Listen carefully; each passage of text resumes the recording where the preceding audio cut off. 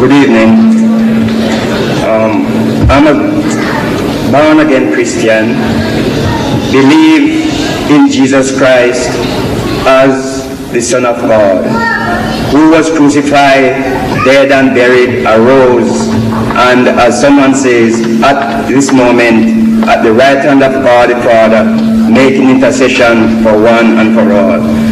I do appreciate your teachings or whatever it may be about the Muslim faith, which I listen, and according to what you have said, that those who believe in the Muslim faith should go and win those who believe in Christianity. I would like to know the reason why you want the Muslim to change the Christians and not the Christians to change the Muslim. You see, the Christians at the present moment, they are busy throughout the world. There are 70,000 crusaders, Christian crusaders are raising the dust in the world. The Christian world has produced more than 60,000 books against Islam from 1800 to 1950. More than 60,000. I was giving all these facts and figures at the previous meeting. There are some, out of the 70,000 missionaries that the Christian world, crusaders that have sent out, 60% are Americans. 42,000 Americans are raising the dust in the world today. Your churches are busy. Here in Birmingham, you know, I don't know whether you know International Crusades from Canada. They have now moved to Birmingham. And they changed the name from International Crusades to International Teams. You know that? And they are now organizing teams of Christian missionaries to work among the Muslims of Birmingham. And I'm sure they're doing it here in Bradford. Christians of every denomination. Look, this young man gave his card. You know what he's saying? Youth for Christ. He has invited people to his home. He didn't have the guts or the temerity to ask a question.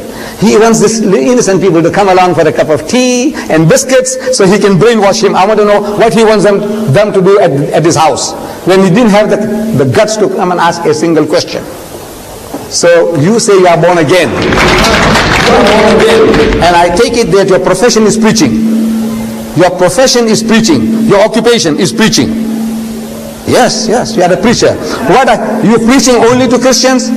Are you preaching only to Christians? No, I try, as Christ said, go ye into all the world. You may ask, whereabout do I go away from England? I will say, I haven't been to nowhere else since I've been born again Christian, for it's just in England here that I became a Christian. But as I go on the street, there are many who sat in this congregation who knew me very much, for at times I associate with plenty of our people's home that I go and visit them. But my whole aim and desire is, as Christ says, tell it to the world, tell it to the nation. Christ in his loss, going away from the earth, according to St. John chapter 17, he prayed that his Father should glorify him. He said, now the time has come when I will be leaving these here, and I pray for them that you may keep them. They are in the world, but not of the world.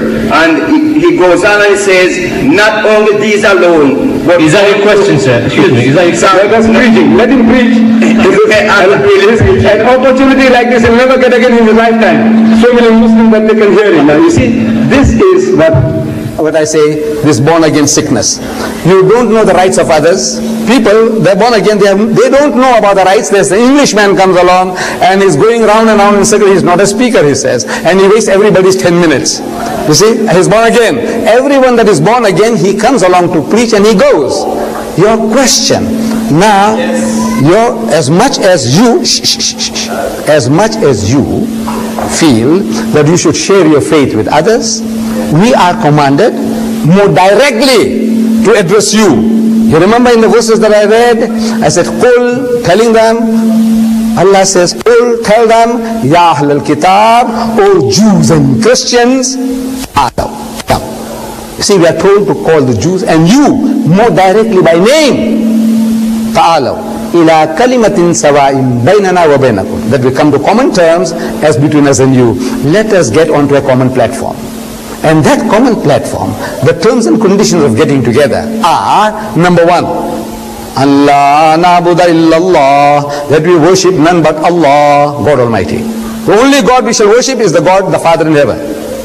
Not Moses, not David, Solomon, Jesus or Muhammad, but the Father in heaven. Let's worship Him. You said, yes, but He is a triune God. He's 3 in 1. So we are told to tell you, وَلَا تَقُولُوا ثَلَاثَ. Don't say Trinity. إِنْتَهُ خَيْرٌ لَكُمْ. This is, stop it, it will be better for you. إِنَّمَا اللَّهُ إِلَهٌ وَاحِدٌ. For your God is one God. He's not 3 in 1. So all these instructions are given to us to bring you back to the path because you have drifted away. Instead of worshipping the Father in heaven, you are worshipping Jesus.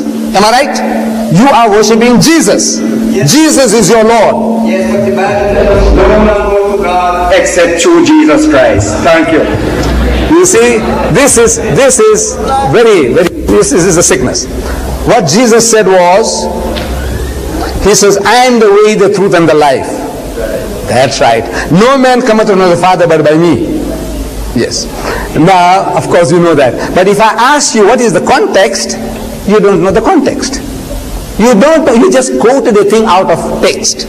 You see, if you quote anything out of context, it's a pretext for preaching what you want to preach. That's what you have been doing.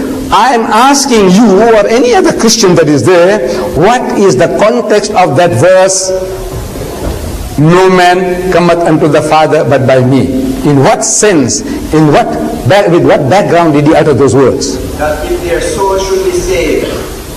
Not the purpose, the context. You are an English-speaking person, maybe from Jamaica, you know English, you know what is text, you quote a text, I want the context, the text that goes with it before or after. You understand English? Otherwise, leave it to somebody who does.